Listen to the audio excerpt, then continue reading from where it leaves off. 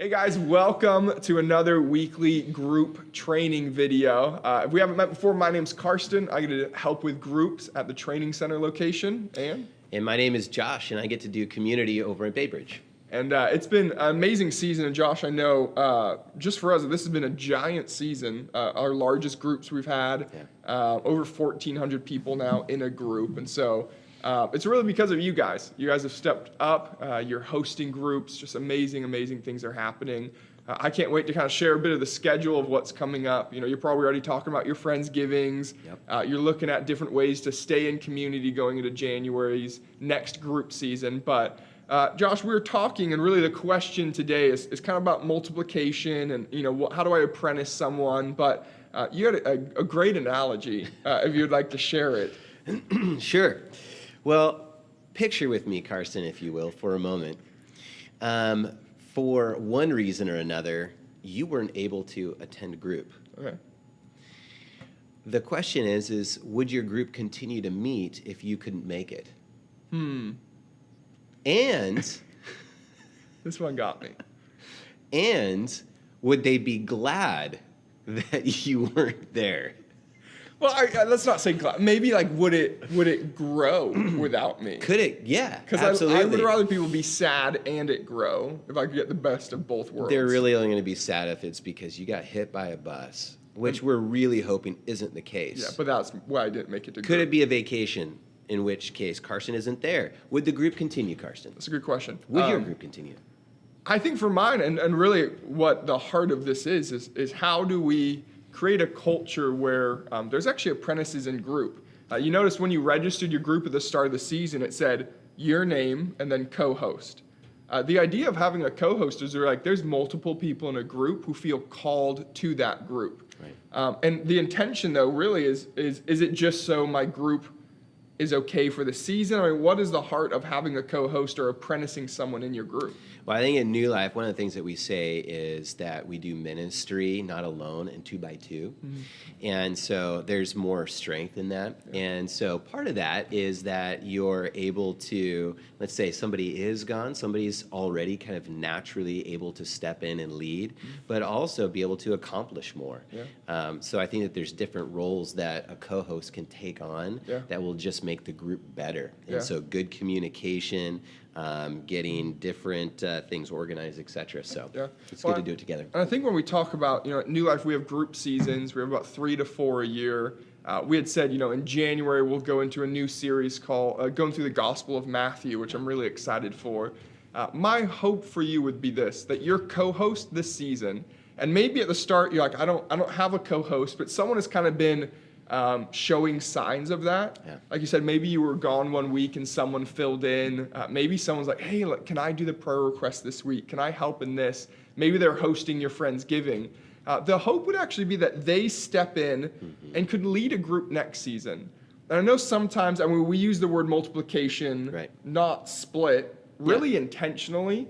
Some groups can feel like, if they launched a different group, are we breaking up? Josh, are you breaking up with me? No, I'm not. Okay. We're multiplying. We're multiplying. And so for you, what does it look like for your group to multiply coming January? And that doesn't mean you're not friends anymore. It doesn't mean you don't get to hang out. And maybe your group still does things together as maybe 2 different groups. But really what happens when we apprentice and encourage someone else to lead is new people get invited. Mm-hmm. New people are part of the community. And we're multiplying the work that God is doing in one group. Yeah. And so I know sometimes for people, they're in a great group and they're like, don't mess this up.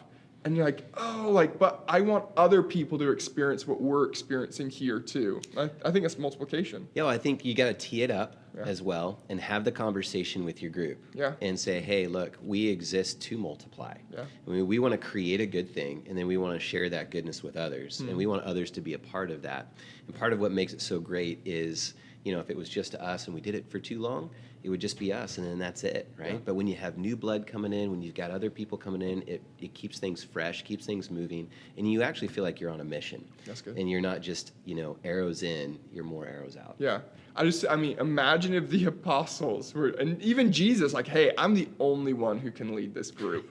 no one, I mean, kind of Yeah. like, it gets to the point you're like, oh, we're not growing. Nothing's growing simply because we're the focal point still. And so, Josh, what are ways, I know we only got a couple weeks left of this group season.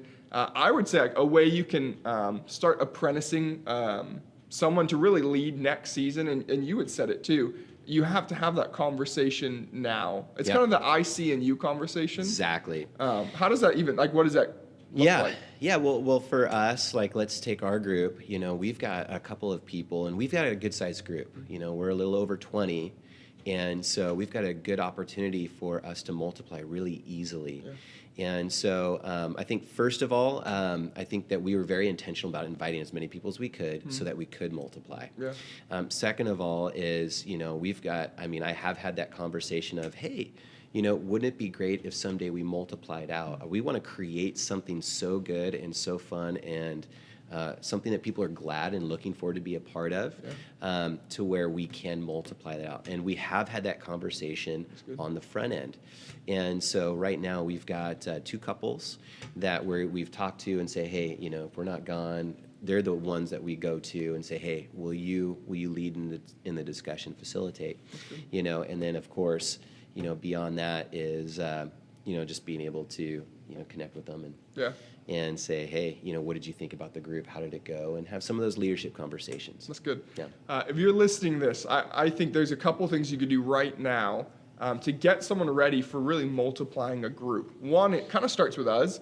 We have to get to the point where we want our group to win more than us having a large group. Right. So I know, like, for me, even, like, there's some ego part of it. It's like, man, I led a group of 40 people, and you're like, oh, but there was 80 that should have been a part of it, but it wasn't because it was all centered around me. Right. So it really does start with that. The second one is have an I, see, and you conversation, and it's probably someone who's been in group this whole season that you say, I really think I see something in you, and I think you could actually lead something like this, maybe even this group next season. The third one would be, again, as we're getting into our Friendsgiving, give them some more responsibility. Maybe they're actually the one who hosts it. Maybe they are doing the invite list. But give them something that lets other people see, like, man, I see this person as a leader, as an influencer in this group. And I think, again, this has been an incredible season, but I think coming January, going through the Gospels, I think we'll have more groups than we have right now. We'll have more people involved. And it's going to be because you guys are saying, like, yeah, we care about the health of our group so much so that we want to multiply it eventually. And so thank you for listening this week. Josh, thanks for being a part of this too. Happy to be here. We are praying for your groups. We're excited to hear how your Friendsgivings go. And if you need anything, again, feel free to email groups@newlife.tv, and we'll catch you guys next week.